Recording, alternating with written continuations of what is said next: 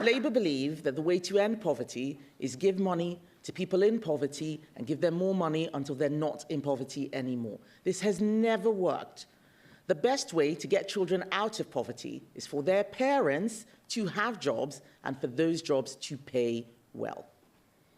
But Conservatives also need to challenge bad metrics and wrong assumptions that create flawed policy. Let us start with the metric of relative poverty, which Labour use. Relative poverty just tells you what proportion of households earn below 60% of median income. That is not a measure of poverty at all. It is a bad measure because in a booming economy, as incomes rise, more people can be classed as being in poverty even though their real income is rising. And then during a recession, like we had under the last Labour government, where GDP collapsed and unemployment went through the roof, relative poverty fell, even though we were all poorer. So it is not enough for us to challenge the policy. We have to challenge the thinking that underpins it. We need something better. I have long said that Britain is at risk of becoming a welfare state with an economy attached. Well, under Labour, there won't be an economy to attach for much longer, not the way that we're going.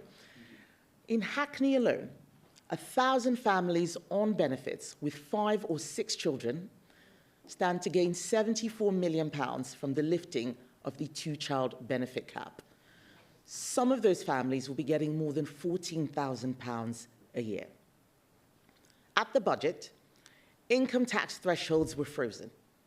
So do you know how many people's thresholds were frozen just to pay for those families in Hackney? We're not talking about the whole country, just the families in Hackney.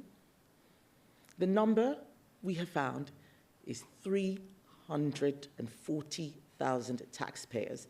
That is where that threshold money is going to come from. 340,000 taxpayers to pay for just 1,000 families.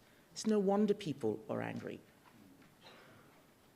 At the same time that those on the minimum wage are agonizing over whether or not they can afford another child, people on benefits will get paid an extra £3,500 for every child they have because Labour is lifting the 2-child benefit cap.